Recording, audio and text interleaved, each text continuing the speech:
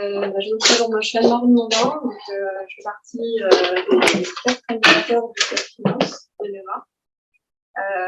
Donc le Club Finance, je vais présenter d'abord Thomas, qui sera monsieur loyal de la soirée, Thomas Corporal, qui fait partie du club. On a Laurent Sebon, qui est aussi parmi nous, et qui fait l'accueil des personnes retardataires pour le moment. Et puis 2 autres personnes qui peut-être nous rejoindre au cours de la soirée, Jean-Pierre Godbillon et Clara Malak. Ça, ce sont les animateurs du Club Finance. On est ravis ce soir d'accueillir ces hautes personnalités qui vont nous parler aujourd'hui du métier de DAF en start-up et en scale-up. Donc, on va parler librement, il n'y a pas de style aujourd'hui, on va vraiment essayer d'avoir plutôt du ressenti de comment se passe au quotidien le métier de DAF et quels sont les grands challenges de ce métier. Je voulais vous parler, avant de démarrer la conférence, du fait que Neoma, le Club Finance de Neoma fait partie d'un méta-réseau qui s'appelle FIPLUS, et qui est un réseau des financiers de toutes les grandes écoles, les grandes écoles de commerce, les grandes écoles d'ingénieurs. Il y a des clubs finance dans toutes ces écoles, et donc nous, on fait partie de ce méta-réseau FIPLUS. Et je vous engage à aller regarder sur le site FIPLUS tous les événements qui sont faits également par ce réseau, qui sont très intéressants. Et en particulier, on fête les 10 ans de FIPLUS en janvier. Donc, si vous voulez participer à une grande conférence très intéressante sur justement les challenges des directions financières pour les années à venir, c'est une grande conférence avec des intervenants très intéressants. Donc, je vous engage à vous inscrire. Voilà. Je te laisse la parole. Ouais, merci Anne-Marie. Donc Thomas Corporal, enchanté. Donc je vais rapidement vous présenter chacun des intervenants. Et l'idée après ce sera qu'on puisse aborder différents thèmes autour bien sûr de la startup, de la scale-up, donc du DAF en startup scale-up. Et chaque intervenant donc se présentera sa structure. Donc il y a Stéphanie Rochaud-Barré, la CFO d'Expansia. Alexis Cozon, DAF de Netfo, du groupe Always On Neonix, si vous l'avez dit, et Philippe Lobet, part-time DAF, président d'Acting Finance. Voilà, donc l'idée c'est peut-être que déjà chacun se présente, si ça vous va, et puis après on déroulera un certain nombre de questions autour de la thématique de ce soir. Donc je démarre. Ouais. Donc Stéphanie Rochebarré, je suis CFO effectivement d'Expensia. Je suis arrivée chez Expensia en janvier 2021, pendant la crise Covid, en plein pendant une levée de fonds. Voilà, et moi j'ai plutôt un parcours de grand groupe puisque j'étais pendant de longues années dans le groupe Lagardère. Voilà, Expensia, ça propose une solution de gestion de notes de frais et de cartes de paiement, donc à destination effectivement des directions financières, etc. Et c'est une des raisons qui m'a fait rejoindre cette société parce que je trouvais ça intéressant d'être à la fois client interne, pouvoir m'impliquer sur le produit aussi et pas être seulement DAF. Donc c'est ça qui me plaisait aussi. Voilà. Une présentation courte. Très bien. Voilà.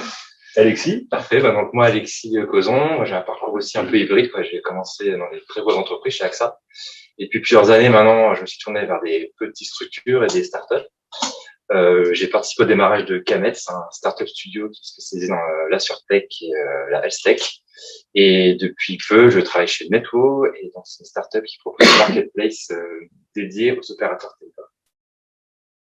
Top. Merci.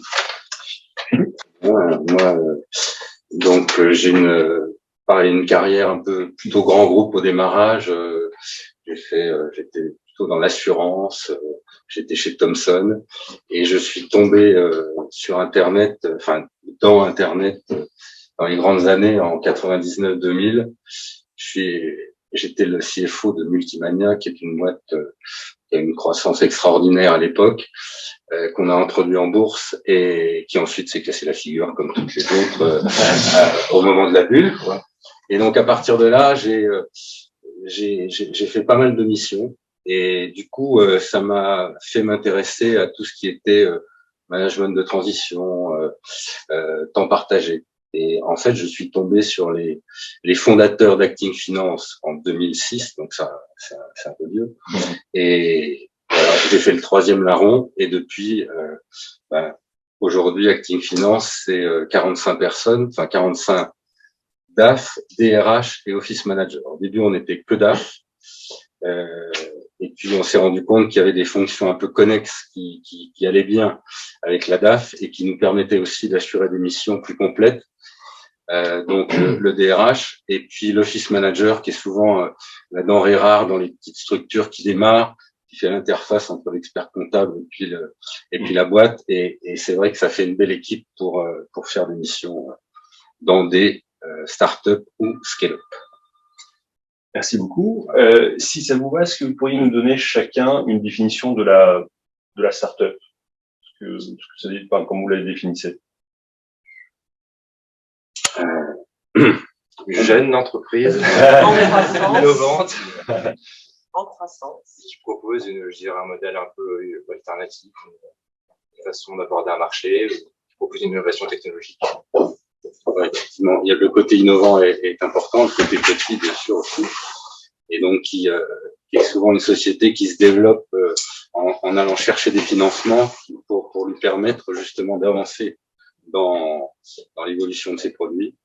Et puis alors je sais pas si on arrête d'être une start-up, en tout cas il y a un état d'esprit start-up, mais c'est vrai que quand on a fait une série A voire une série B, on commence à avoir besoin de process, de beaucoup plus d'administration, et donc je pense qu'on peut dire que on arrête d'être une start-up à ce moment-là. Oui, pour moi, c'est une entreprise qui est en forte croissance et effectivement qui va beaucoup évoluer au fil des années et qui va devoir s'adapter en permanence. Et enfin, moi, je vois chez Expensia, il y a des gens, des salariés qui parlent un peu avec nostalgie de l'époque où ils étaient 6.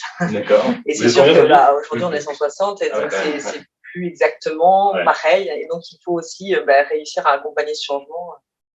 Et pour moi, c'est la croissance, c'est quelque chose qui est des étapes de transformation et qui fait que on n'est pas un grand groupe, mais on doit commencer à mettre en place plus de process. Ouais, accentuer la culture, j'imagine. Et en gardant l'agilité, quoi. C'est quand même la force. Et justement, pour vous, quel est le profil idéal, si vous pouvez donner un portrait robot du DAF de startup? Alors, j'imagine que ça dépend un petit peu de l'étape, un peu, selon qu'on soit en early stage, en série A, B. En vraiment early stage, on se rend compte d'une chose, c'est que, en fait, les CEO, enfin, le management, ils s'intéressent pas beaucoup à la finance, en fait. Ils s'intéressent surtout, il est polarisé sur son business. D'ailleurs, quand vous voyez, sur Internet des présentations de boîtes, quand vous allez regarder dans les équipes, souvent, il n'y a pas de DAF. Il y a le CEO, il y a le directeur marketing, le directeur technique, mais il n'y a pas de DAF. Et en fait, c'est une époque où la compta, elle est souvent externalisée auprès d'un expert comptable. Et voilà. Et puis quand on est en mission chez ces gens-là, on s'occupe du cash. Par contre, ça c'est quand même quelque chose d'important. Mais les process existent pas vraiment et on fait un petit peu de reporting, mais c'est à peu près tout, quoi. Par contre, dès lors que la première levée de fonds se fait et que la start-up a les moyens de grossir, de s'équiper, c'est là où je pense qu'on prend véritablement la dimension du CFO, pas classique, mais on met en place des process, on organise les équipes administratives, on s'occupe des budgets, on fait du reporting. Ouais, les financiers te demandent il y a des comptes à rendre au fond. Ouais, c'est ça. Alors, voilà, à partir du moment où il y a des fonds, ça veut dire qu'il y a des comptes à rendre, comme vous dites. Et c'est vrai que là, on a besoin souvent d'un CFO qui a déjà un petit peu d'expérience pour être capable de répondre aux besoins du fonds, les comprendre, savoir ce qu'ils veulent, et donc être un peu l'interface entre le CEO, le management et puis les investisseurs. Après, le sujet qui est clé très tôt aussi, c'est le cash. Souvent, les startups, souvent, c'est des modèles qui se cherchent non rentables et donc il faut de la trésorerie. Et souvent, des premières missions que moi, que j'ai eu à faire pour toutes ces structures, c'est d'aller chercher du cash. Et là, le CEO, il est très intéressé de savoir comment on va faire. Effectivement, il y a heureusement, en France, on a la BPI, il y a beaucoup de structures, il y a des subventions, il y a des crédits d'impôt, enfin, il y a tout un tas de dispositifs. Et c'est vrai qu'un des premiers rôles, souvent, qu'on m'a confié, très early stage, c'est d'aller chercher du cash. Et donc, une mission qui peut être attribuée à un CFO en startup, c'est d'aller justement aller chercher le cash. Avec peut-être une différence entre aller chercher de du financement public ou de la subvention par rapport à aller chercher des financements privés. Et c'est là parce que nous, souvent, on nous demande et on leur dit, oui, mais on n'est pas des leveurs de fonds, on est des CFO. Oui. Donc, c'est pas nous, on connaît pas tous les fonds de la place. Par contre, on peut vous aider pour bâtir le business plan, etc. Mais en règle générale, en tout cas, dans notre profession, on lève pas de fonds. Donc, Par contre, on va chercher de la subvention. ou du financement bancaire classique, quoi. Oui. Mais c'est vrai qu'il y a tout Du l'aspect financement bancaire. et du coup il y a tout l'aspect pouvoir mieux accompagner sur la partie reporting, prévision, parce que la trésorerie c'est surtout des prévisions de trésorerie. Donc il faut avoir un bon business plan et savoir bien suivre son activité. Et puis il y a tout l'aspect business partner quand même, parce qu'effectivement le CEO il focus son activité, mais il y a un vrai travail de binôme où on apporte la vision des chiffres, l'analyse. C'est important. Et dès lors qu'on a fait peut-être une première ou une deuxième série A, série B, qu'on arrive peut-être à, je sais rien, ça dépend des boîtes, à 50 millions d'euros ou plus, j'imagine que c'est plus forcément le même profil dont on va avoir besoin. D'ailleurs, nous, la première fois que ça m'est arrivé, c'était avec une boîte qui est devenue une licorne, puisqu'elle est au Nasdaq, qui s'appelle Talend. Et j'étais leur CFO pendant 3 ans. Et effectivement, au 3e tour de table, on va dire, j'étais un peu débordé en tant que CFO part-time. J'étais même complètement débordé.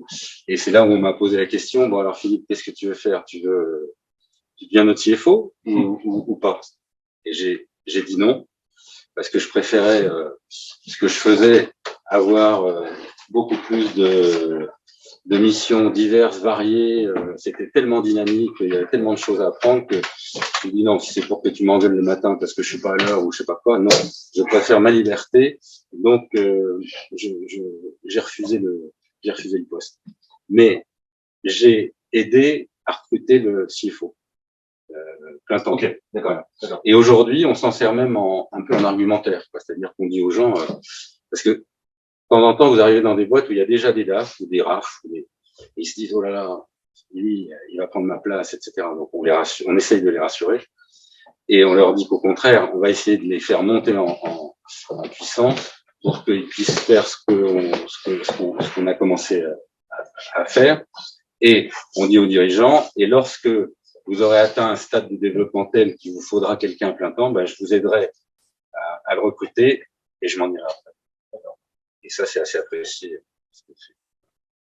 On reste modeste. Merci Philippe. J'en profite pour vous présenter Othman Mekawi. Désolé pour le retard. Député CFO de Dental Monitoring. Est-ce que, Othman, tu peux juste te présenter rapidement, présenter Dental peut-être, s'il te plaît? Oui. Alors, du coup, comme disait Thomas, Dental Monitoring, c'est une start-up, ou aujourd'hui on va appeler ça une scale-up. On est 450 personnes. Dental Monitoring, c'est une start-up parce que ça a été créé en 2014. Initialement uniquement par un peu l'histoire du garage où des savants fous ont commencé par une techno qui est assimilable à une invention, la capacité à reconstituer une 3D de la bouche avec des photos prises par le téléphone. Et à partir de là, ils ont trouvé une application commerciale dans le dentaire, qu'on va passer de monitoring à dental.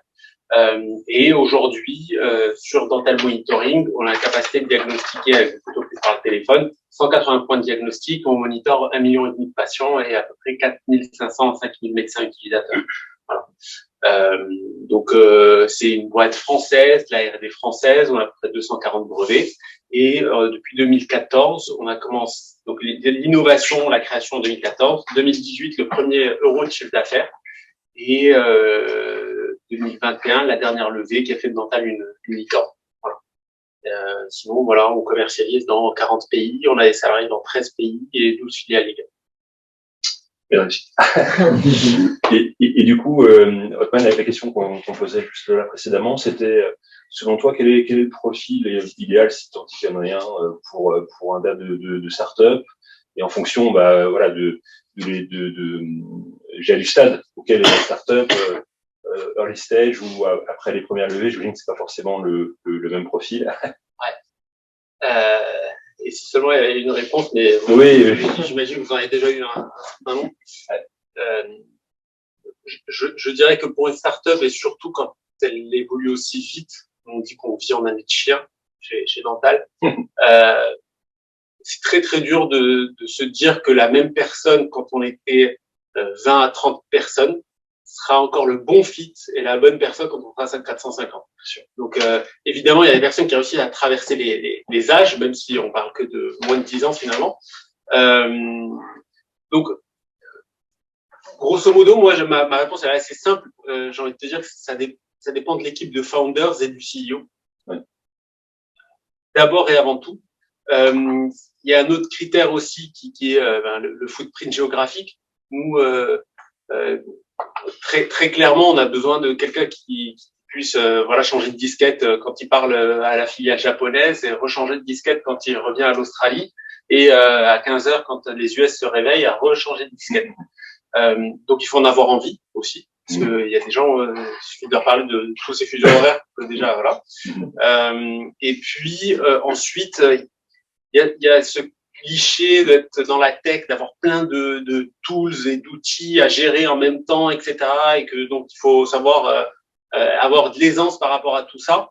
J'ai envie de dire c'est vrai, parce que tout simplement, comme on doit évoluer très très vite, on part au plus rapide et au plus efficace à un instant T, tout en sachant que malheureusement dans 2 ans, en doublant de taille, on va se dire potentiellement c'est le mauvais choix. Mais aujourd'hui, avec les moyens qu'on a, on peut rien faire d'autre. Voilà. Et donc, du coup, une startup, c'est une boîte qui a finalement 10 ans de retard sur certaines choses et 10 ans d'avance sur d'autres. Voilà. Et donc, il faut, si tu veux, je réponds partiellement à ta question sur le profil parce qu'il y en a pas. En revanche, il faut savoir dans quoi tu t'engages et en avoir envie surtout. Ok. C'est finalement pas mal aussi une question d'état d'esprit, quoi. D'abord et avant tout, et encore une fois, ça dépend de l'équipe de founders et de CEO parce que c'est d'abord la histoire de confiance. Moi, pour revenir à mon histoire personnelle, je pense que quelqu'un avec beaucoup plus d'expérience, parce que finalement, quand j'ai pris ce poste, j'avais 30 ans, avec beaucoup plus d'expérience, aurait eu beaucoup plus de mal à s'entendre avec le CEO, parce que ayant beaucoup plus peut-être d'idées arrêtées ou en tout cas voulant peut-être potentiellement un peu plus imposer ces choses. Le CEO, la chance que j'ai eue, c'est qu'il en avait conscience. Donc il allait chercher quelqu'un peut-être d'un peu plus malléable, mais tout en le sachant, hein, c'est pas comme si je me faisais manipuler, tout en le sachant, voilà, j'ai pu accepter certaines choses que potentiellement d'autres accepteraient moins. Et à un moment, nous, dans nos valeurs, c'est la boldness, c'est-à-dire il faut avancer. Et des fois, on accepte certaines zones de risque, mais c'est pas grave, il faut avancer. Voilà. Okay, merci. Est-ce que selon vous, on peut être, c'est un peu excessif, mais d'âge d'une start-up quasiment au sortir de l'école? C'est juste infaisable? Moi, je pense qu'il faut un minimum quand même d'expérience. Quand même, ouais, c'est Après, je suis un mauvais exemple. Je dis je suis un mauvais exemple, j'en ai quand même pas mal d'expérience avant d'arriver en start-up, donc je suis peut-être pas celle qui peut répondre. Non, entre plein d'expérience et zéro. Voilà, je pense que c'est quand même dommage d'arriver sans aucune expérience, mais il y en a qui le font. Il y a des histoires. Il y a des histoires, on connaît, ouais. Oh oui, j'ai déjà entendu des gens qui sont au début de l'histoire, qui sont un peu des CFO founders et pour partir de l'équipe dirigeante fondatrice. Voilà, et qui sont des finances et qui finalement deviennent directeurs financiers. Nous, on a accompagné pas mal de boîtes où il y avait des jeunes, où effectivement, mais ils sortaient pas de l'école. Hein. Ouais. Ils avaient fait 1 an ou 2 ans en conseil banque, en audit, ou je sais pas quoi. Et en fait, on les coachait pour justement leur apprendre un peu tout le métier de CFO dans des domaines qu'ils n'ont pas forcément appris ou qu'ils n'ont pas pratiqué. Donc voilà. Et ensuite, on les laissait, à partir du moment où ils se sentaient suffisamment. On a déjà beaucoup à apprendre sur le tas, hein, de toute façon. Oui, donc quand en plus on n'a vraiment rien appris du tout par l'école, c'est quand même un challenge, je trouve. Moi, j'ai l'impression qu'il faut quand même une bonne expérience, puisqu'en termes de finances d'entreprise, il faut connaître un panel hyper large. C'est-à-dire qu'on doit faire l'interface avec le cabinet comptable, donc capable de passer une écriture dans un logiciel comptable, et puis en même temps, il faut pouvoir discuter avec des fonds et comprendre les opérations de nos clients, savoir décréter une term sheet, etc. Et c'était ce grand écart. Enfin, je pense qu'un bon CFO de start-up doit être capable de faire ce grand écart-là. Et ça demande un peu d'expérience, je pense. Voilà, par tout cet éventail, on va dire, de compétences et de connaissances. Je pense qu'il faut un peu de bouteille. Nous, on demande à ceux qui veulent nous rejoindre d'avoir 10 ans d'expérience. Ouais. Au départ, c'était même 15, puis un peu réduit parce que d'avance plus vite, mais ça veut dire quand même ça. Ça veut dire que on peut pas débarquer comme ça, je pense. Hein. Bon, enfin, je pense avoir été potentiellement plus jeune ici, mais effectivement, je peux qu'abonder dans l'autre sens. Moi, mon expérience passée, alors avant, je faisais de la due diligence et du M&A dans des gros caps. Donc, la chance que j'ai eue, c'est finalement d'avoir eu peut-être 40 clients, d'avoir pu creuser chez 40 clients, avoir vu les bons côtés, les mauvais. En plus d'avoir une formation en droit en parallèle qui m'a beaucoup aidé sur l'aspect aussi juridique, legal, etc. Et moi-même, je me trouvais potentiellement un peu jeune. Mais pour l'anecdote, il y a un seul de mes clients, quand j'étais encore chez Price, où au sortir d'école, ils avaient créé une petite success story. C'était le groupe, alors Civiaterra, c'est un groupe d'école. Et en l'occurrence, sorti d'école, le DAF, alors moi en due deal c'était un calvaire parce que rien n'allait dans tous les sens. En revanche, ils avaient eu la naïveté d'y croire en sortie d'école et d'avoir pu construire un truc. En revanche, leur but c'était au bout de 4-5 ans de vendre à des gens qui pourraient le structurer. Eux, ils faisaient juste des deals. Voilà. Et donc ça rejoint ce que vous disiez. La finance, c'était pas leur truc, très clairement. Donc c'était un CFO, mais c'était d'abord un businessman. Voilà. Après, moi de mon côté, ce qui m'aide avec le peu de bagages, si on veut, que j'ai eu, c'est que je m'improvise jamais expert d'un sujet que je maîtrise pas. Et le fait de le dire, y compris à des prestataires, ils adoptent une toute autre posture. Alors bien sûr, il y en a toujours qui vont essayer d'en profiter, mais en l'occurrence, moi par exemple, quand il faut que je gère mes couvertures de change, mes connexions avec la salle de marché, etc., qui fait des choses que je ne faisais pas avant, le fait de le dire, aujourd'hui, j'ai plein de banquiers qui me font des trainings, qui m'écrivent, qui me coachent, qui m'aident, et cette approche-là peut beaucoup aider à ce que j'estime. D'avoir un peu une position basse, enfin, ouais. Okay.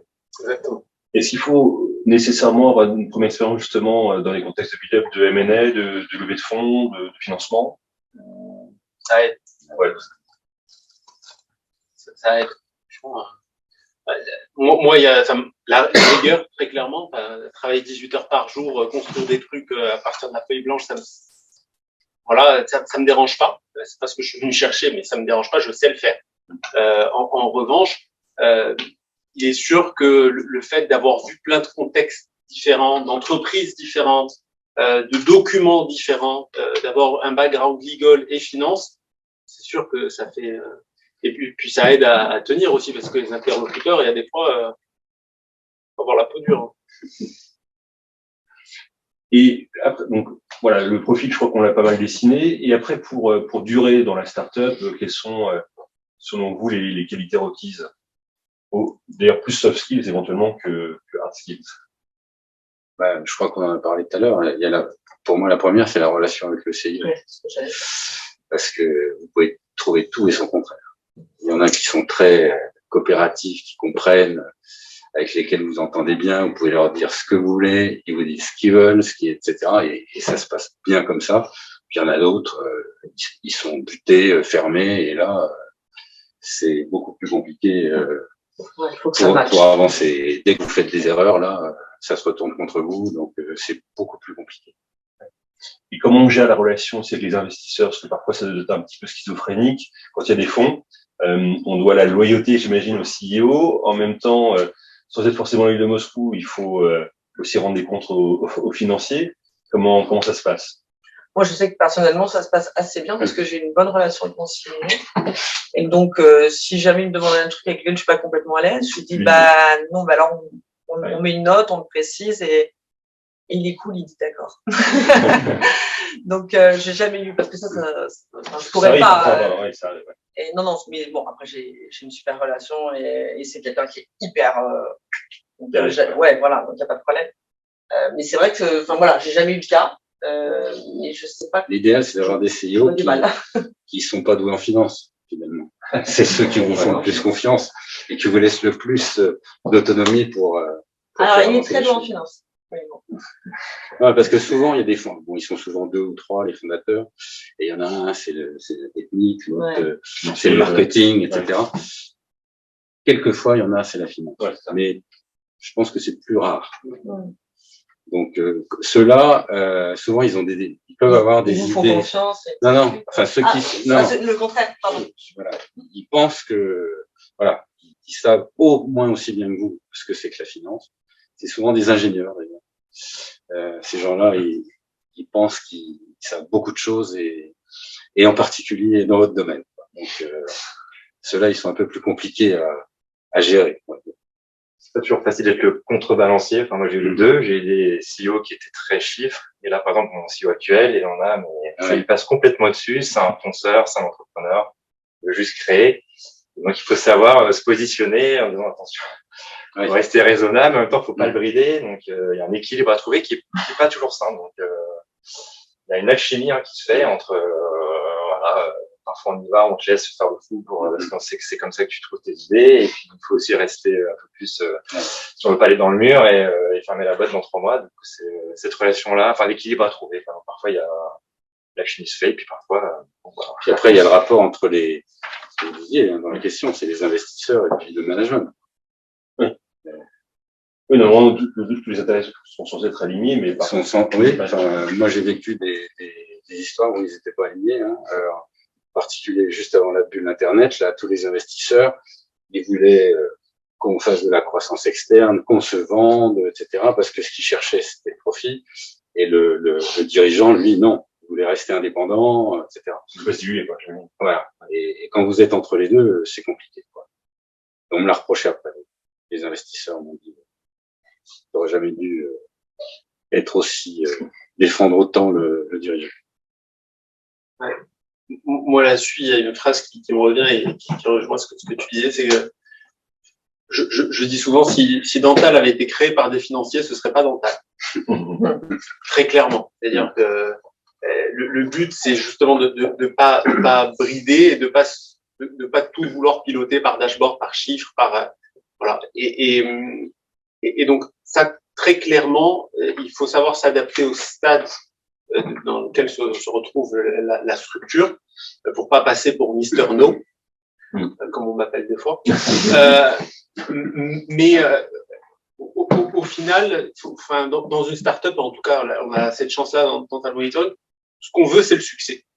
Voilà. Donc, on peut avoir nos visions différentes, mais on travaille tous pour le même objectif. Donc, on a quand même, on s'écoute mutuellement.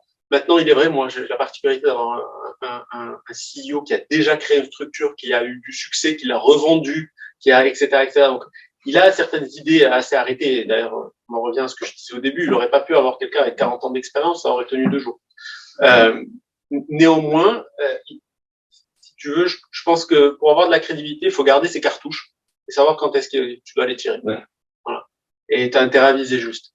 Voilà. Mais surtout au stade auquel on est, nous, chez Dental Monitoring. Voilà. Donc, il faut pas se griller ses cartouches parce que le jour où on dit en anglais, you want to make a point, là, tu es sûr que tout le monde écoute, en fait, parce qu'il te voit pas dans cet état tout le temps. Ouais, des fois, il faut y aller.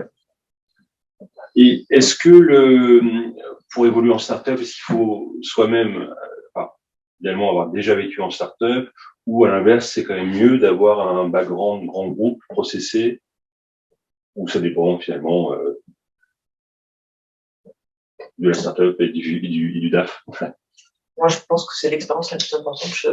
Moi, je sais que j'ai eu des difficultés pas des difficultés, mais j'ai été très challengée par les fonds d'investissement lors du processus de recrutement, parce qu'ils avaient très peur de mon profil grand groupe.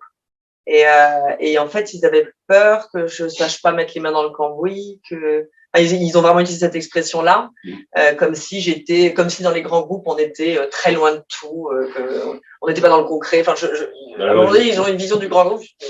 Je sais pas de quoi vous parlez, en fait. Il se trouve que moi, j'étais dans le groupe Lagardère, qui est en fait une myriade de presque, ouais, on a une grosse, enfin voilà, il y a quand même beaucoup d'entités. Donc, et c'est très décentralisé. Enfin, donc, mettre les mains dans le cambouis, je savais très bien faire. J'avais pas de problème. J'étais pas du tout inquiète. Et j'ai vraiment dû me battre. J'ai vraiment dû convaincre et rassurer. Donc voilà. Enfin, au premier rapport, c'était pas du tout un atout. pour les fonds d'investissement que je viens d'un grand groupe. Et ton prédécesseur, il y en avait un peut-être, il avait quel profil, tu sais?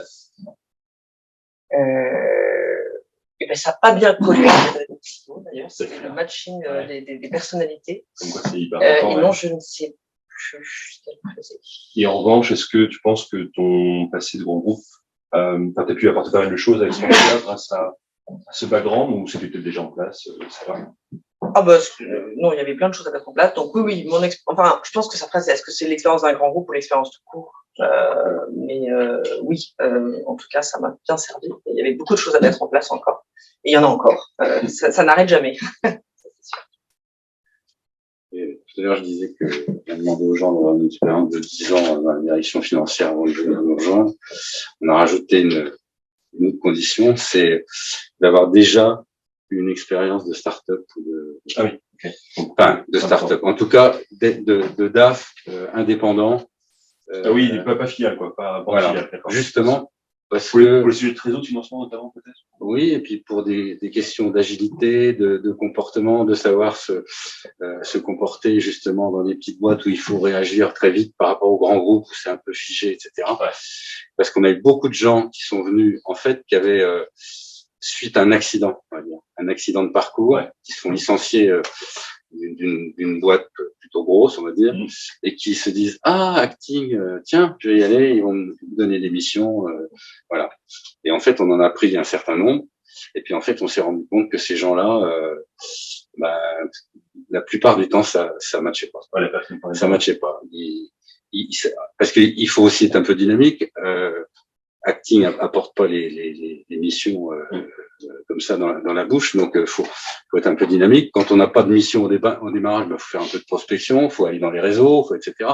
Ça c'est tout un comportement un peu différent d'un CFO de grand groupe. Et ça, cette expérience-là, c'est vachement important.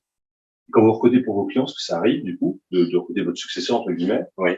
Quelles sont les qualités principales que vous regardez? Quel est le brief, peut-être le job description? Je dirais un peu que ça dépend des boîtes. Des boîtes. Parce que, effectivement. De la même manière, quand on va chez un client, les besoins sont pas toujours les mêmes. Donc, il y en a qui sont, enfin, ils réclament, je sais pas, il y a de la conso, il y a de la gestion de trésorerie, il y a du reporting, il y a de la recherche de financement, etc. Alors, ce qu'on cherche à faire, nous, c'est avoir dans notre société un maximum de gens différents, de DAF différents, qui ont des compétences et des expertises. Ce qui fait qu'on peut dire au client, écoutez, si un jour, je sais pas, sur la conso, je suis pas le meilleur du monde, par contre, j'ai quelqu'un dans mon équipe.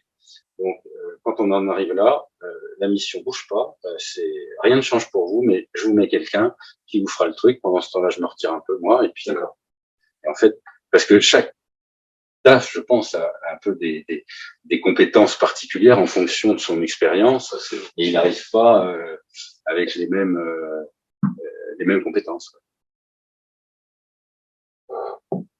Moi là-dessus, je rebondis sur ce que tu disais, et d'ailleurs, tu retrouveras souvent cette terminologie quand on discute de recrutement.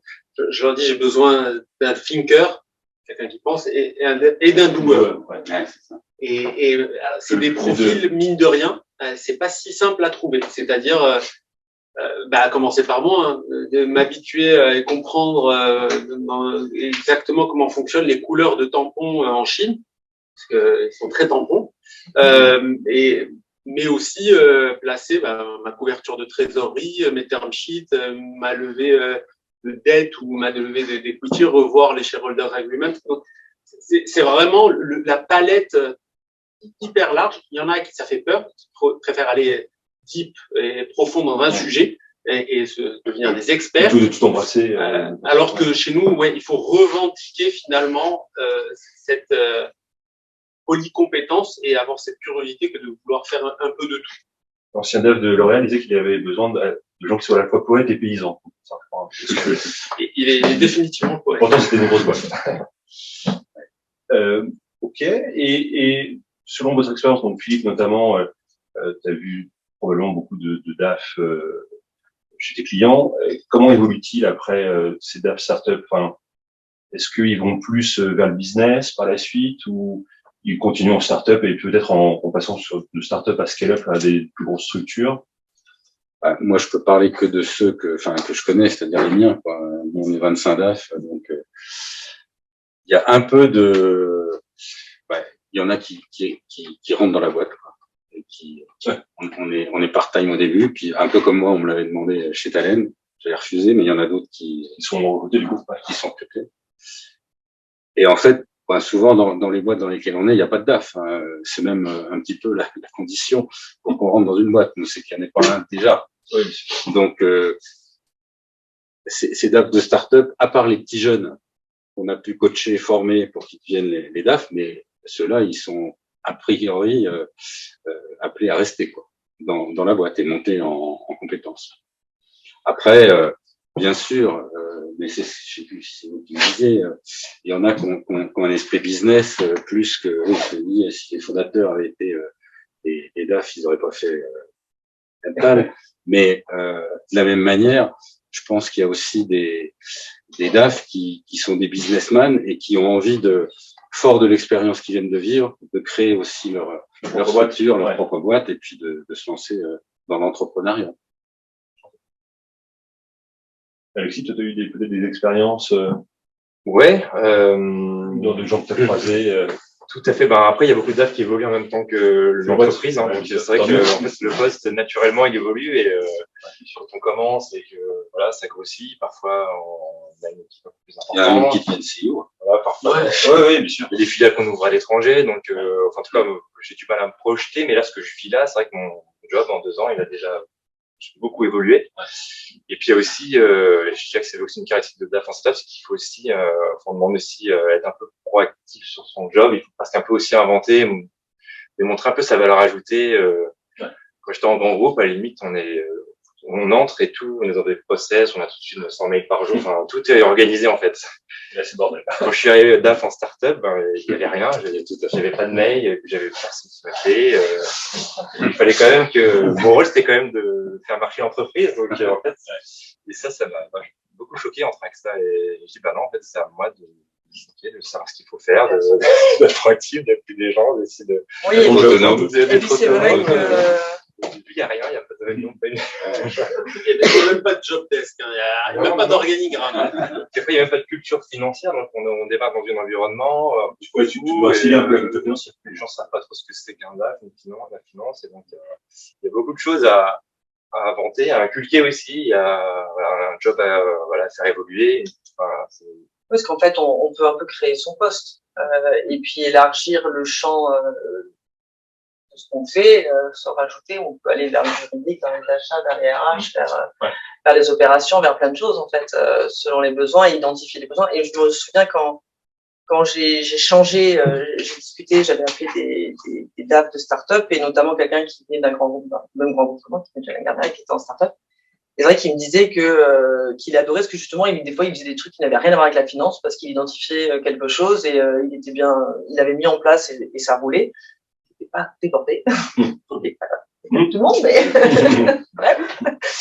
Et donc, il arrivait à prendre des sujets qui sortaient complètement de son domaine et il prenait en charge et voilà. Et donc ça a un côté très sympa. Alors que c'est vrai que dans les grands groupes, c'est très piloté, chacun son. Et là, c'est vrai, c'est ce que disait Othman, on touche à tout. Là où, là, on a fait la direction juridique des marques, la direction juridique de ça.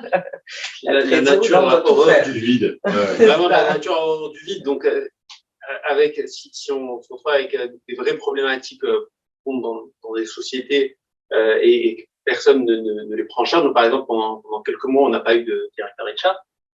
Comme vous le savez tous les deux.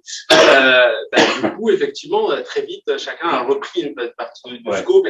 Et il n'y a pas de, moi, c'est pas mon taf. Alors, c'est pas mon job. Chez nous, il y a des gens qui sont fait virer. Donc, comme ça, t'en as plus, c'est réglé. Parce que c'est pas possible, en fait. Et il faut que la machine tourne, il faut que ça avance et il faut que, et ça, encore une fois, c'est un environnement qui est quand même spécifique aux startups. Que pour avoir été chez EY et chez Price, c'est autre chose. Stéphanie, tu disais, donc lui, il avait de la chance, qu'il avait du temps visiblement pour apprendre de nouveaux sujets. Est-ce que justement, c'est un peu le propre aussi du DAF en startup d'être débordé tout le temps et de bosser comme un année? Moi, j'ai l'impression que c'est le propre du DAF. Oui. En général. Je suis pas sûr que ce soit propre à la startup. Voilà, je sais pas. ça me paraît plus cool, mais bon, c'est juste un cas particulier, un grand groupe, hein, mais parce qu'on a l'impression d'avoir un peu moins de pression, on est beaucoup plus autonome. On a vraiment son périmètre. Enfin, je sais qu'en finance, on était 50 à IAS pour ça. J'ai l'impression que ça de compétition. Enfin, il y a une exigence là. Chacun, voilà, enfin, un certain respect aussi. On a notre autonomie et ça, je trouve, apporte une sécurité. Moi, je trouve qu'on a beaucoup de sujets à gérer, très variés, enfin, moi, je sais qu'à titre personnel, j'ai une équipe quand même petite, donc non, j'avoue. Et quand on est à temps partagé, qu'on a par exemple 5 clients, vous avez beau essayer de dire, le lundi, je suis chez toi, mercredi après-midi chez l'autre, etc. Forcément, quand on vous appelle le mardi, alors que c'est le client du lundi, vous répondez. S'il y a une urgence, vous la faites, etc. Donc en fait, on est débordé en permanence. Et il faut savoir passer d'un truc à l'autre, jongler. Ouais, pareil. Je trouve, alors, moi, je venais en plus d'un environnement qui est connu pour être assez, on travaille un peu comme des zouaves, soit le M&A ou au TS. Moi, je trouve, je bosse plus en start-up, beaucoup moins de stress. Avec moins de stress, c'est ça. Ouais. Je suis quand même dans des dynamiques. Alors déjà, je ne sers pas des clients sur des missions avec des scope of work, des choses comme ça. Je suis dans une dynamique plus longue sur des projets, voilà, qui peuvent aller de 2 semaines, mais beaucoup à 1 an, 2 ans. Alors, on pensait que c'est spot, quoi, ouais. Exactement. Alors, effectivement, il y a des coups de rush, il y a des boards, il y a des levées en permanence, il y a des choses. Mais en revanche, déjà, c'est moi qui suis aux commandes. Donc, il y a une responsabilité, mais le stress au quotidien, il baisse un peu.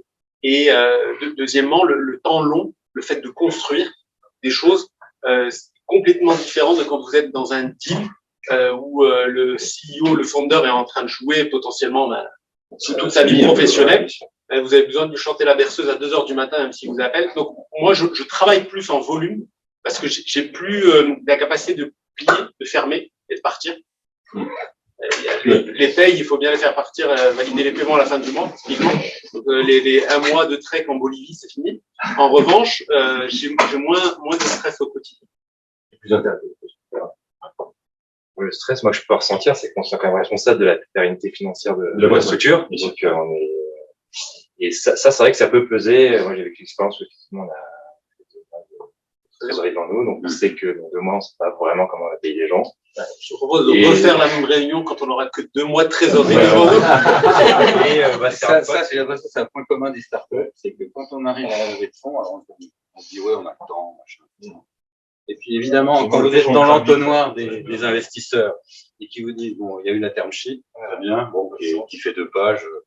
Et après, quand on rédige les trucs, ils vous disent là, en fait, on va rajouter une clause de ratchet, de ci, de ça. Alors, non, vous m'avez pas dit, etc. Bon, vous voulez de l'argent ou pas?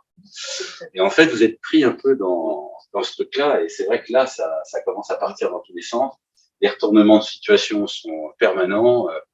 Et là, il faut vraiment être sur le qui-vive et c'est par rapport qu'on porte, nous, il y a le CFO, c'est notre sujet. On va dire aux salariés, dans 2 mois, désolé, je peux pas vous payer.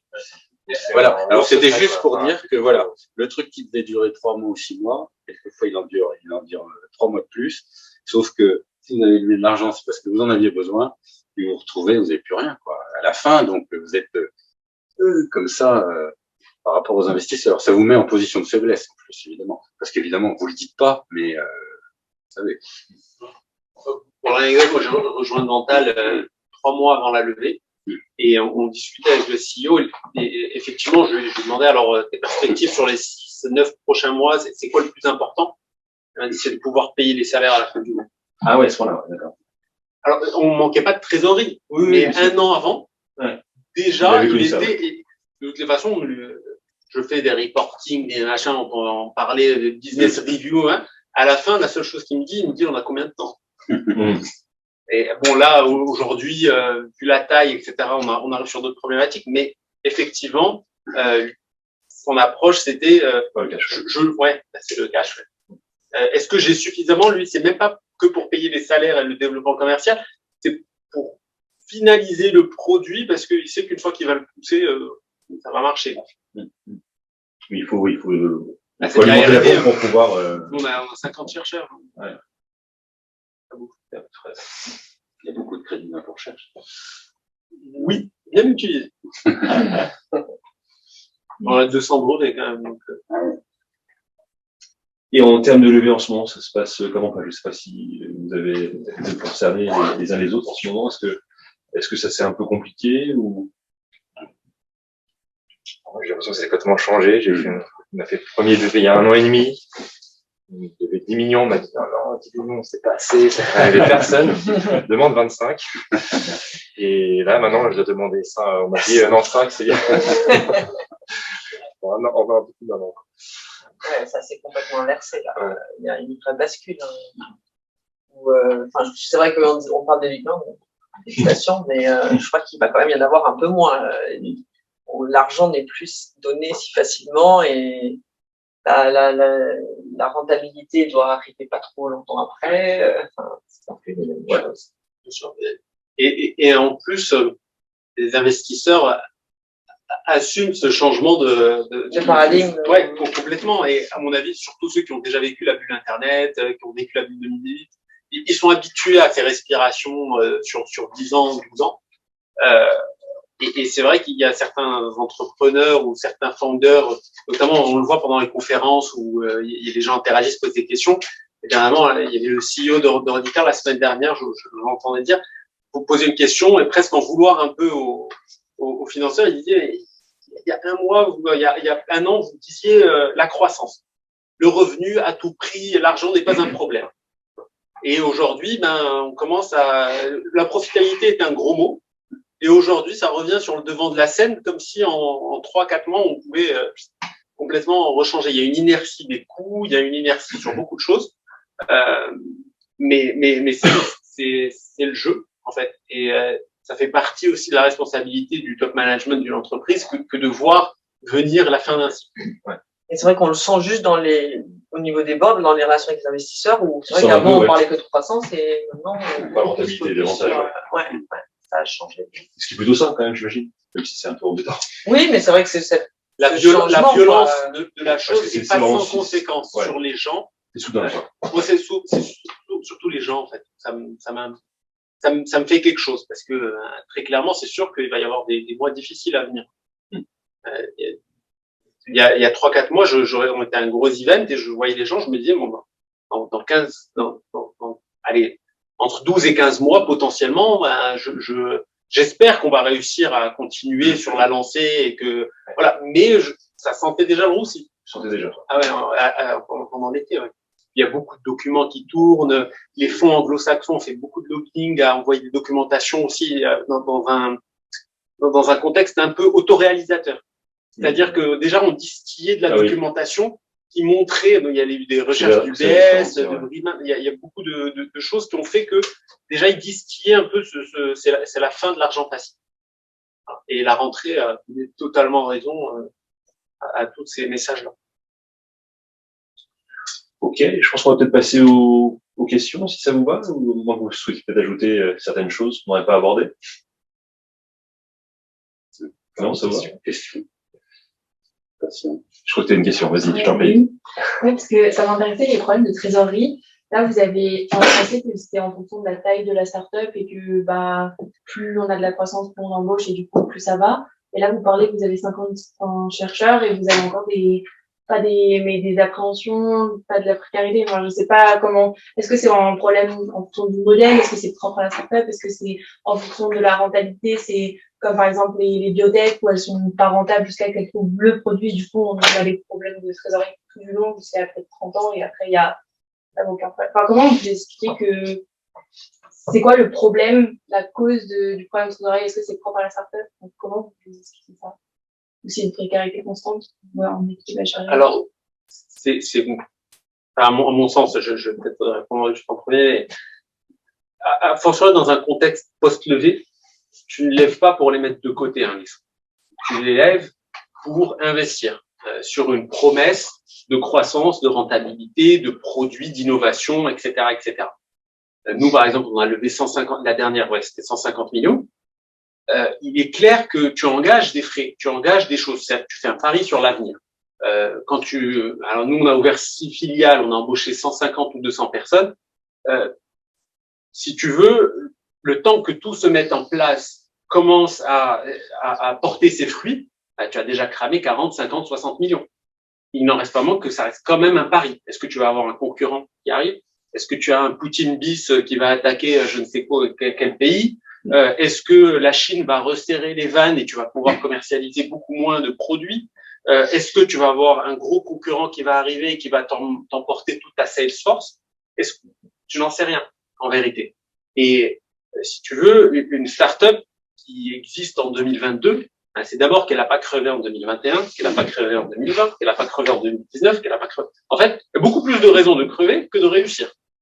À vrai dire.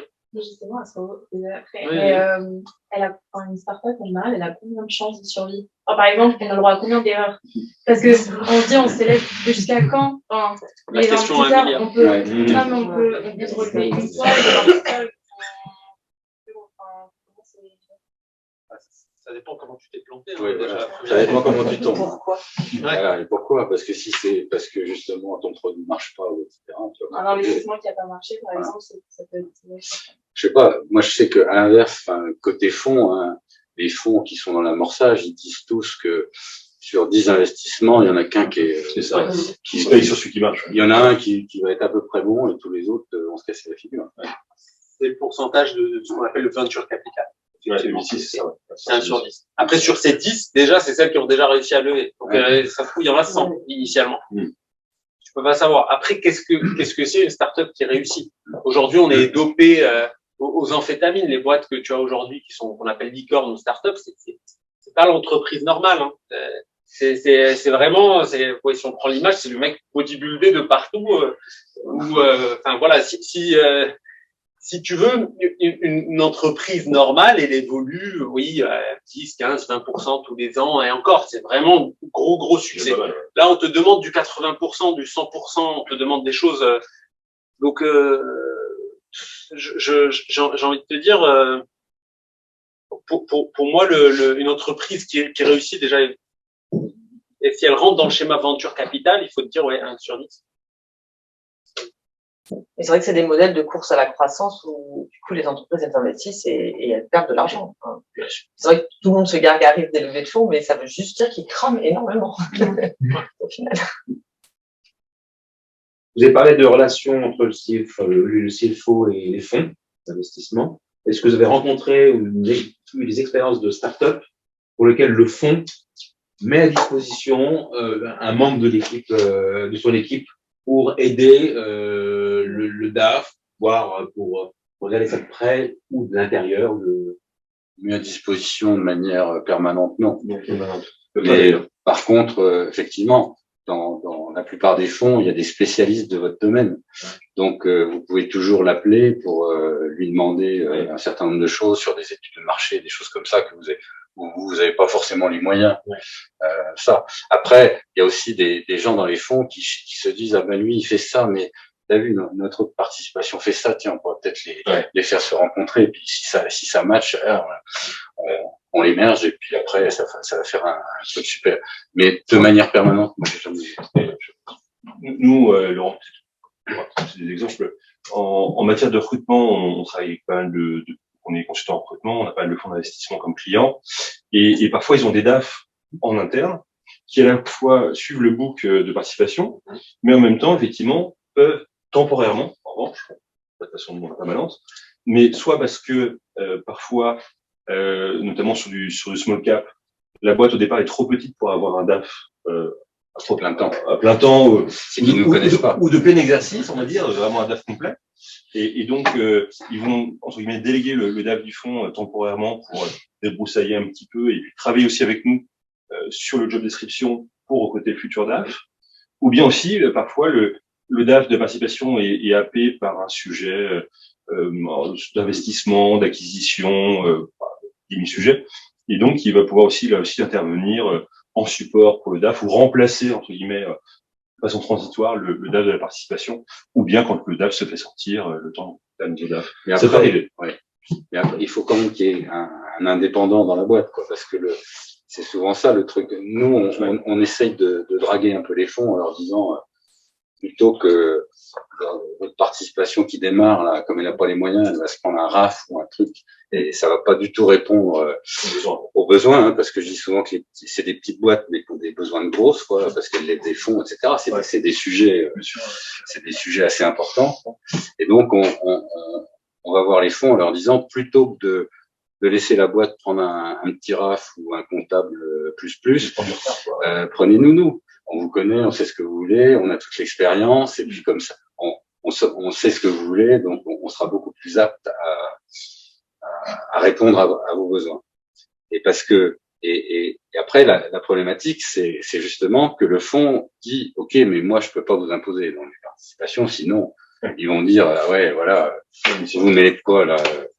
Et donc ils se méfient, les boîtes se méfient quand les fonds veulent imposer les gens. Donc, a fortiori, quand c'est leur genre. Mais même nous, en tant qu'aide de recrutement, souvent on est recommandé par le fonds, mais il faut quand même avoir l'accord du management. Oui. Est-ce que vous trouvez ça pas plus simple, justement, que maintenant, pour les startups, on leur demande quand même d'être profitables plus vite que avant, c'était vraiment sur la valorisation qu'on se faisait d'argent, et moi, j'ai jamais compris Ça dépend des modèles. Ben, Ça dépend des modèles. Vous oui, avez des mais il y a un modèles où vous moment, pouvez pas c'était être rentable vraiment, tout de suite. on regardait même Tant pas que vous n'avez pas forcément. créé votre produit, vous ne pourrez pas le vendre. Donc, Voilà, donc toutes ces phases-là, il faut bien. Alors, vous pouvez essayer de l'accélérer un peu, mais à ce moment-là, il faut mettre plus d'argent. oui, mais voilà, parce que je trouvais qu'avant, on a l'impression, comme les verts, etc., que c'est énorme, ça va être vraiment profitable. Est-ce que c'est pas un assainissement sain de se dire, bah, peut-être qu'il faut penser quand même, le but, c'est de vendre quelque chose, non? C'est pas de vendre du vent, entre guillemets, de vendre de la valorisation. Non? Je sais pas. Là-dessus, À la fin. non, mais vous avez totalement raison.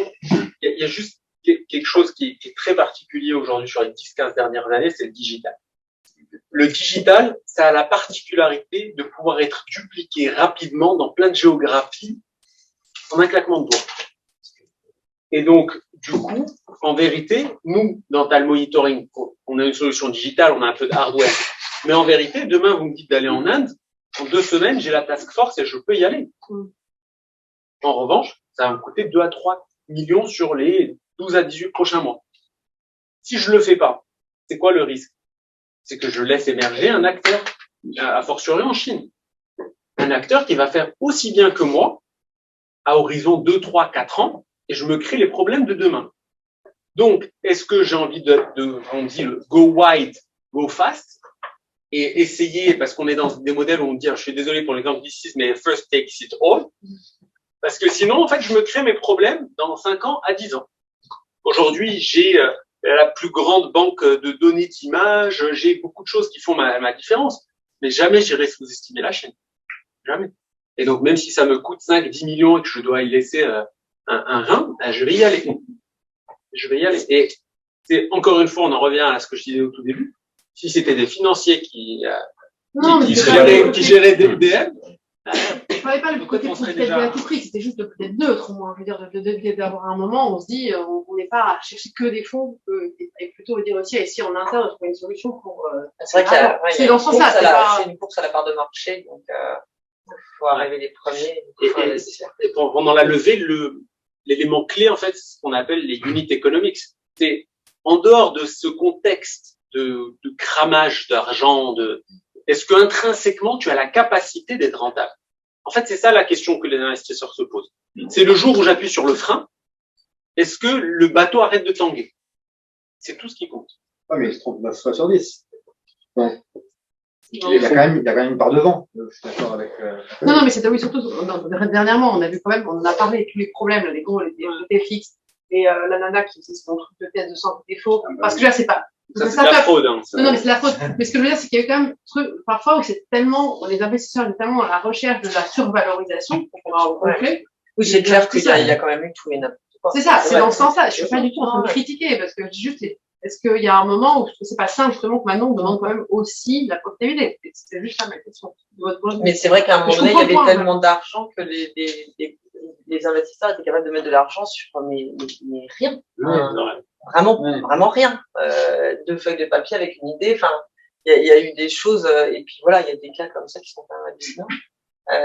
C'est vrai que je pense que de ce côté-là, c'est bien que ça s'assaigne, c'est que les investissements soient plus raisonnés, mais après, je pense qu'il faut quand même toujours passer par une période où on dépense sans être rentable. Ça n'est pas chaud. Et le modèle Lean Startup. Bootstrapping, etc. Je veux qu'on en reparle juste par rapport à votre commentaire sur se tromper une fois sur 10. Même aujourd'hui, si on 9 fois sur 10, même si on resserre les boulons, ils vont continuer de se tromper 9 fois sur 10. C'est juste qu'ils vont mettre un peu moins d'argent dans chaque startup. Parce que il faut pas confondre un modèle, un business model. En fait, l'investisseur, il est pas bête. Il sait qu'il investit très jeune dans la boîte et qu'il achète très très peu cher des actions et que s'il y en a une sur 10 qui réussit, il réussit son PRI. C'est son business model. Il faut pas le plaindre, en fait. C'est juste que, quand ils sont 3, les founders, 4, 5, en fait, personne sait ce que ça va donner. Il y a 1001 raisons, encore une fois, d'échouer. En période de crise, le modèle de Lean Startup, c'est quand même un modèle qui fonctionne mieux. Qu'est-ce que le modèle? C'est qu'en fait, c'est en fait la croissance interne, c'est-à-dire sans lever de fonds, la startup qui démarre et qui grandit avec ses clients. Est-ce que c'est je vois de plus en plus. On n'en parle pas du tout, c'est pour ça que j'en parle, parce que c'est aussi un modèle alternatif. C'est intéressant d'en parler. En autofinancement. Faut qu'il n'y ait pas trop de concurrence sur le marché. Exactement, en fait. Ouais, bien breveté. Ouais, voilà. La barrière à l'entrée soit assez élevée. Même brevet. Combien de brevets, Hotman? 80? 230, et on a 3 procès en cours. Et ces procès, il faut vous dire, et ça va coûter aussi très cher, c'est pas pour les empêcher de faire, parce qu'ils vont continuer, ils vont jouer la montre, ça va pas les arrêter du jour au lendemain. En revanche, c'est pour, à un moment, trouver un accord commercial et réussir à monétiser ces brevets et cette recherche. Les brevets engagent ceux qui veulent y croire, à horizon 2, 3, 4. Sur 5, 6 ans, peut-être, voilà. Il y a des procès qui ont commencé en 2008, qui sont encore en cours. Au final, ça se règle sur le contrat. Oui. Après, ça peut pas s'appliquer à tout. C'est pareil, quand tu développes un logiciel, tu vois, c'est comment tu fais pour le développer tout seul. Ouais. Si t'as pas des techos, Il y en a qui font du conseil et qui développent à côté. J'ai un ami qui a fait ça et il avait autofinancé au début pas mal. Et en effet, ils ont du cash que 10 ans de création pratiquement. Oui, voilà. ils ont sous-traité le développement, c'est ça que vous dites? Non, c'est-à-dire qu'ils faisaient une fonction de conseil, de financer, et voilà, de financer la partie recherche et au fur et à mesure, c'est de rebasculer le poids, etc. Il faut se permettre. Ça prend du temps, quoi. Non, mais ça prend beaucoup de temps et après, du coup, ils vont ça va moins vite au début, mais ouais. ils sont plus sains maintenant et voilà. Et encore une fois, c'est toutes les questions de marché concurrentiel. Ça existe, quoi, c'est ça. Oui, ça existe. On parle pas de ce modèle. Ça va c'est un modèle alternatif. C'est le plus gros du bassin d'entreprises et d'entrepreneurs. Et ça c'est très très clair. Et honnêtement, moi, pourquoi pas, même si je devais chercher une expérience dans le futur, ça m'intéresserait également. C'est pas le sujet, en fait. C'est, de toutes les façons, une entreprise, elle doit servir son business model. Si son business model impose d'aller vite, elle doit aller vite. Si son business model lui permet d'aller doucement et pas de se diluer, pourquoi pas? Mais il y a juste des entreprises, en fait, si elles grossissent pas vite, elles crèvent. Et de toutes les façons, si elles se font pas tuer par des boîtes françaises, elles seront tuées par des boîtes américaines qui sont, elles, fundées et qui vont vite. Voilà, donc ça s'adapte pas à tout. C'est tout ce que je veux dire. On parle beaucoup des levées de fonds, mais je crois qu'en France, c'est que 5% des startups qui arrivent à lever. Hein. Donc, il y en a, c'est par choix des modèles d'une startup, il y en a d'autres, c'est juste qu'elles y arriveront jamais. Ouais. Donc, on encense les levées, les licornes, mais il y en a, en pourcentage, c'est très peu. Et le lean startup, pour moi, est beaucoup plus sain. Moi, j'ai plein d'amis qui prônent ça, et à mon avis, ils sont aussi dans une autre approche de la chose. Maintenant, aujourd'hui, je travaille pour une startup qui est dans un business model où on voit aussi ce qui se fait autour de nous, et avec nos moyens, on voit quand même la concurrence émerger. Donc, on le sait que on est un peu enfermé aussi dans notre business model. Et je pense aussi que le modèle que tu décris, c'est un modèle de suprématie. C'est-à-dire qu'en fait, tu veux dominer le marché. Alors qu'en fait, je pense que le Lean Startup, c'est sur un marché qui existe déjà et c'est une boîte qui essaye de trouver sa place et en fait d'être une alternative. Par exemple, je sais pas moi, je dis peut-être une connerie, mais on va prendre tout ce qui est open source. C'est un peu ça. Enfin, c'est une alternative à par rapport à des gros monopoles. Et c'est quand même des boîtes qui se développent et il y en a qui marchent très bien.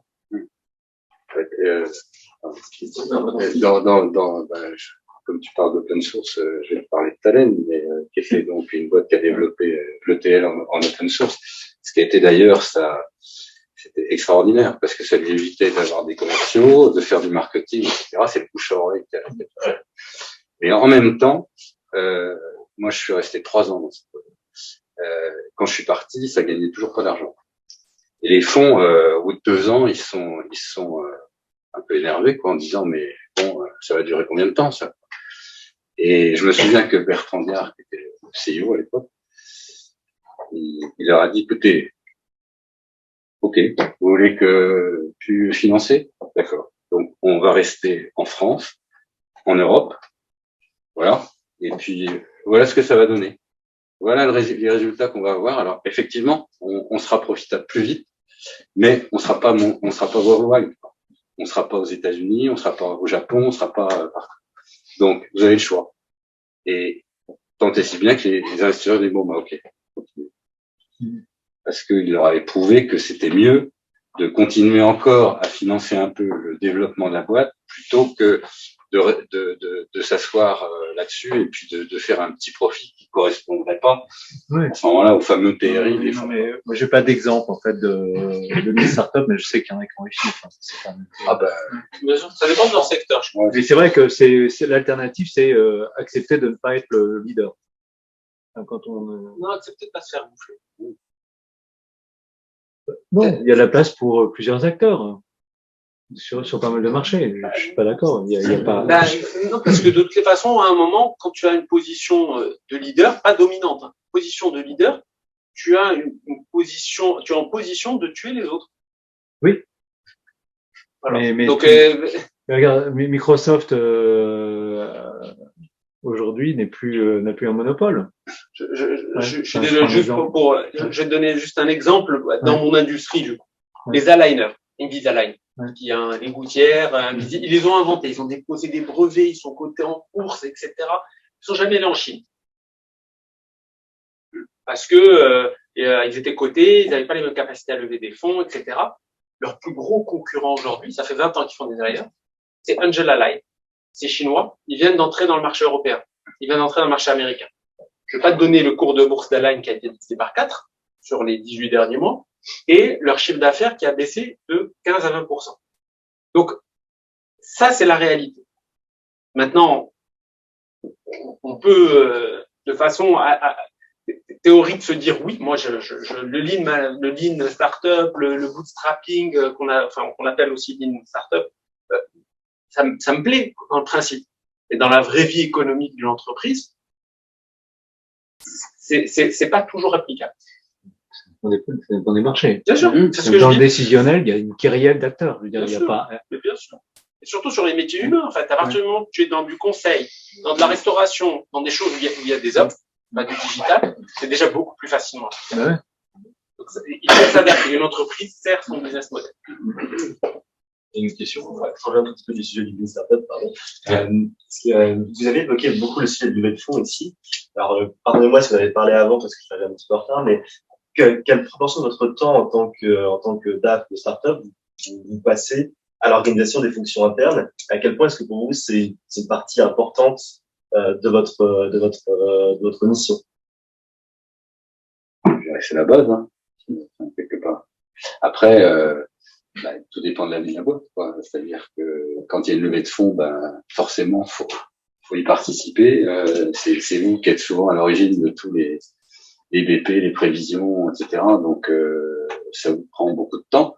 Mais à la base, vous êtes quand même le DAF, je veux dire classique d'une boîte, quoi, qui maîtrise son expert comptable, les banques, le commissaire aux comptes, qui va chercher du financement bancaire éventuellement.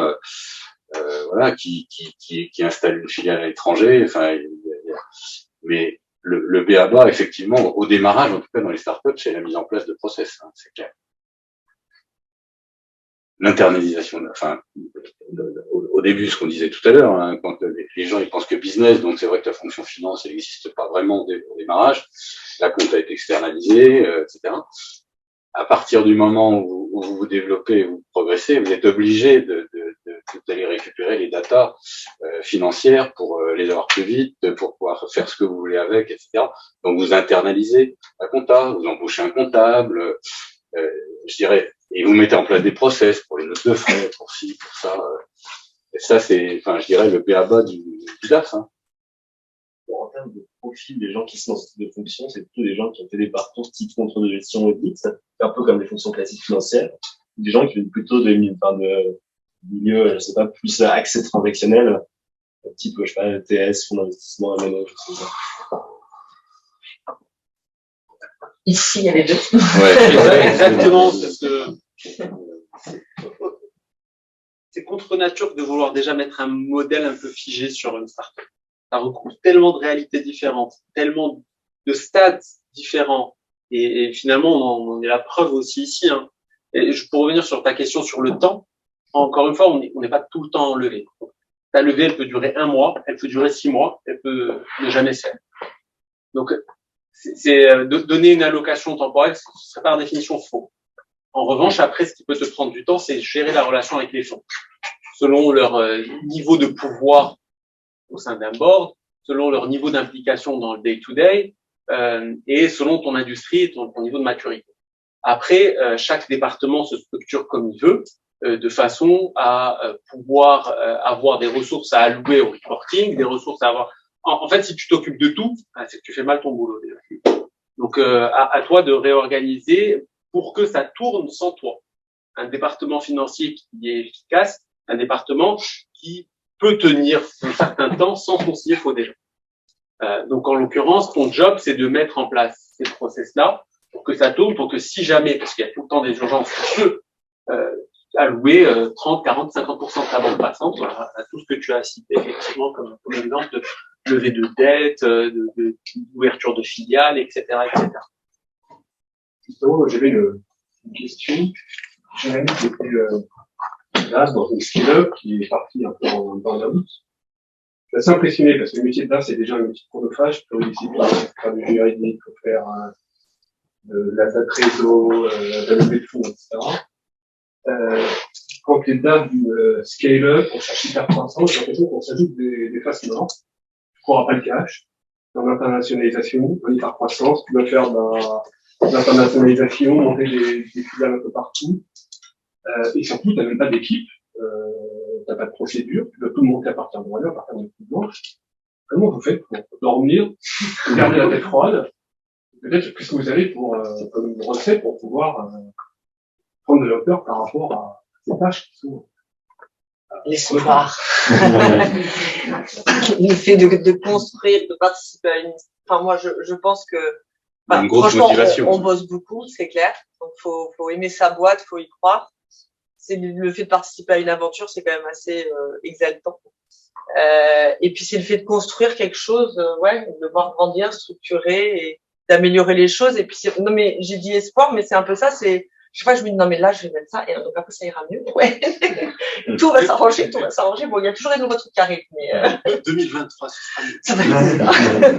Peut-être que la question sous-jacente, c'est de savoir est-ce que ça paye bien finalement de faire ce. Ah ben, ça dépend. Est-ce que en fonction de la nature de son investissement anglo-saxon, français. Je vais prendre cette question parce qu'elle me tient à cœur. Moi, quand j'ai quitté mon emploi précédent, je me suis 30% de moins. 30% de moins. Alors, non sens, mais moi, en fait, quand j'y suis allé, je me suis dit, qu'est-ce que j'ai à faire? En fait, j'avais déjà besoin de changer un peu d'air et de faire bouger d'autres zones de mon cerveau que la due deal, le M&A. Qu'est-ce que j'ai à faire? 30 ans, 31 ans, j'arrive par la grande porte parce que c'est aussi des occasions où il faut pas, et donc, du coup, je me disais, je ne peux que apprendre. En fait, moi, ce qui me motive aujourd'hui, à mon stade de développement, c'est apprendre, apprendre et apprendre. C'est tout. Et au final, mon cut, moi, j'ai dû y laisser plusieurs dizaines de milliers d'euros par an. C'était peu importe. Et je me suis rattrapé à la fin parce que finalement, ça a bien marché. Mais ça aurait pu ne pas marcher. Ça aurait pu ne pas marcher. Mais c'était pas mon driver principal. Et je pense honnêtement que quelqu'un qui le fait que pour l'argent, il ferait mieux d'aller dans un gros groupe, sur des choses où il est un peu plus assuré que ça rapporte. Parce que dans une start-up, tu n'es pas toujours sûr que ça se passe bien. Il y a quand même quelques moyens aussi. De participation aussi. C'est ce que j'allais dire. CE, Voilà. C'est-à-dire que souvent dans les startups, effectivement, le niveau des salaires est moins élevé que dans les grands groupes. Il y a beaucoup moins d'avantages, etc. La contrepartie, c'est la motivation, etc. Et vous pouvez aussi avoir un peu d'equity. Ça se traduit par des BSA si vous êtes indépendant, des BSPCE si c'est vous le CFO de la boîte. Et ça peut représenter beaucoup plus que le salaire, la petite augmentation ou la petite diminution que vous avez eue. À condition que ça marche. Si ça marche. C'est 1 sur 10, comme on a dit tout à l'heure. Mais du coup, à ce moment-là, comment vous gérez le... Pardon, j'ai pris la parole. Comment vous gérez le rapport de force quand vous avez des participations avec le CEO? De dire, est-ce que est-ce que les intérêts sont liés, mais au niveau du poids, c'est un peu vaste, mais Bon, alors, quand on a du capital, faut pas non plus, c'est jamais au-dessus de 5%. L'ensemble du capital qui peut être distribué à des collaborateurs dont on veut s'assurer de la fidélité, etc. Quand je dis 5%, c'est plutôt 2,5 ou 3. Donc, bon. On peut négocier au début, quand ça vaut pas beaucoup. Voilà. On avait négocié à l'embauche, par exemple. Sinon, moi, j'ai aussi un cut sur mon salaire, et du coup, c'est important de négocier l'embauche. Voilà, j'ai dit, voilà, on fait repartie. Moi, je crois à leur voiture. Est-ce que vous pouvez me donner des parts? Bien sûr. Comme les parts valent pas grand chose au début, je suis prompt à accepter, et puis après, c'est une motivation. Ça, en revanche, t'as insisté un point, parce que si c'est pas discuté à l'embauche, parfois c'est plus Voilà, compliqué. après, plus la boîte est valorisée, plus elle va devenir, oui, ou même de l'avoir. Oui, c'est bien plus compliqué après. Ouais, Quand tu es DAF, en général. Oui, quand t'es DAF, ouais. C'est négocié assez facilement. Et moi, je sais que, pareil, Cut et BSPCE à l'embauche. Et en fait, je suis arrivée pendant la levée de fonds et moi, il y avait un second tour et j'ai investi mon propre argent en rachetant à des gens qui vendaient. Ouais. Parce que je trouvais, pour moi, c'était vraiment symbolique de me dire que moi, je mettais aussi mon argent, parce que les BSPCE, c'est un cadeau, quoi. Des boîtes qui te demandent, d'ailleurs. Alors, moi, on m'a pas demandé, mais c'est vrai que je trouvais ça, ouais. Et, parce que du coup, je suis actionnaire, déjà. C'est pas juste des BSPCE, et, ça montre aussi que j'y crois. Et c'est vrai que ça donne un... C'est important de plus aussi. Au passage. Mais c'est normal, tu prends plus de risques, On a une question d'un participant en ligne. Ouais. Vis-à-vis de son nouvel environnement externe, nouveaux enjeux environnementaux, crise énergétique, inflation, guerre en Ukraine, sur quelles données stables le DAF de start-up peut-il s'appuyer pour créer son prévisionnel financier court terme, moyen terme, long terme? Est-ce possible? C'est un sujet en ce moment, c'est très compliqué. Dans les télécoms, on travaille beaucoup avec les data centers, et donc nous, c'est on est au jour le jour, pour savoir ce que le gouvernement va nous apporter comme aide. Ils ont ouvert un guichet vendredi dernier, et ça m'a permis d'ajuster mon projet de trésorerie, par exemple. Mais c'est des données en ce moment qui sont qu'il faut prendre en compte en tant que DAF. Aussi sur les secondes tarifaires, c'est-à-dire que nous, comment on doit tout répercuter aux clients, mais jusqu'à où. Donc il y a aussi tout un tas en ce moment de réunions. Comment on répercute l'inflation à nos clients.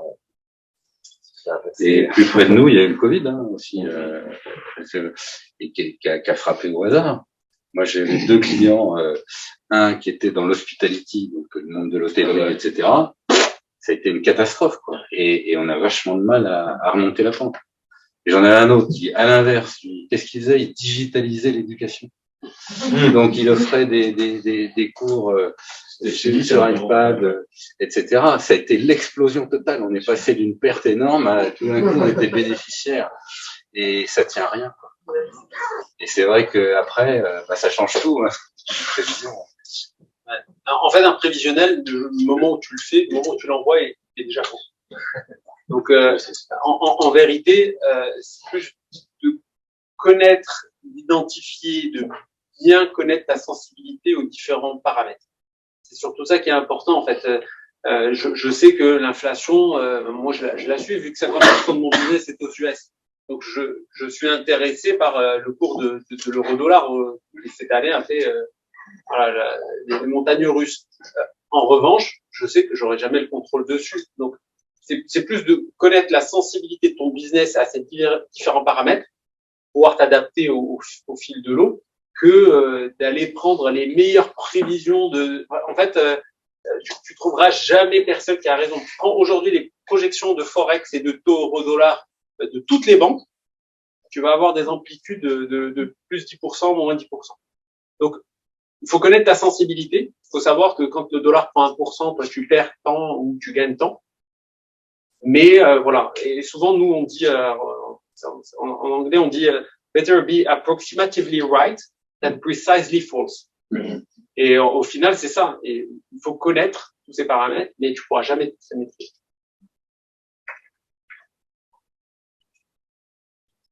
Est-ce qu'il y a d'autres questions éventuellement? Est-ce que du fait d'être des startups, vous utilisez des outils qu'on peut retrouver dans le monde des startups? Je pense s'éloigner des ERP parce que ça va tellement vite que, voilà, mais utiliser des solutions d'autres startups. Comme Expensive. Voilà, exactement. Enfin, est-ce Vous avez qu'il un est exemple, dur de non? dire, comme de toute façon ça va tellement vite, il ne faut pas que j'ai un outil qui ait du mal à changer et tout ça. Je vais vers des outils innovants comme les miens et d'autres startups. Souvent des startups elles-mêmes. Il y en a plein aujourd'hui. C'est vrai que c'est absolument indispensable d'aller vers ça. En plus, ça participe, je trouve, moi, un truc qui est pas mal, c'est Elite les ERP d'ailleurs.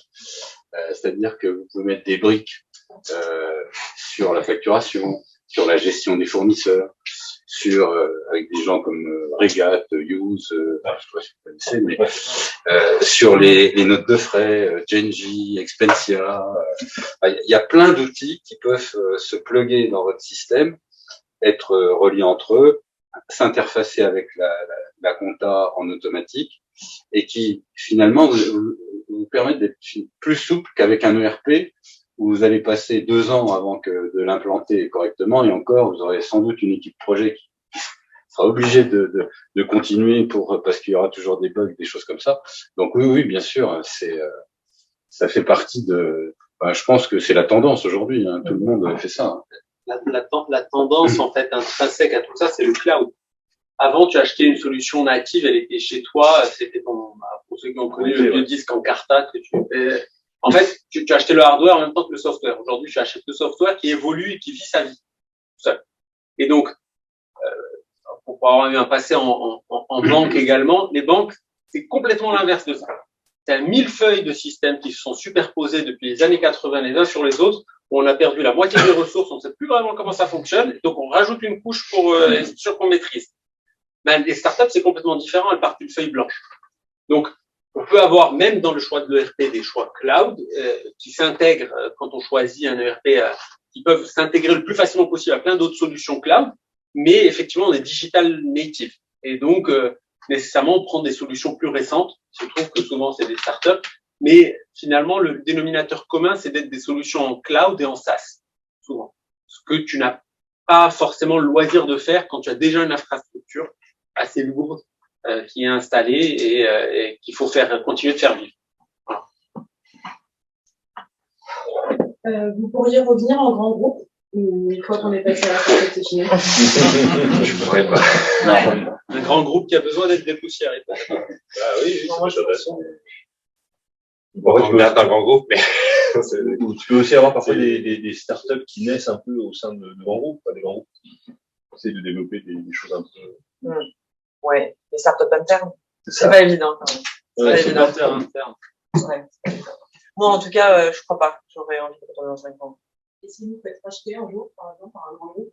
C'est une excellente question. Ce que je sais, c'est que j'irai au bout de l'intégration pour être sûr que tout se passe bien, parce que je sais que c'est très compliqué les intégrations startup dans les grands groupes. Donc ça, pour le coup, je pourrais apporter mon expérience, ayant été dans le grand groupe. Et mais après, je pense que je resterai pas étant même. Bon, après, ce qui est sympa, c'est de participer à une aventure. Voilà.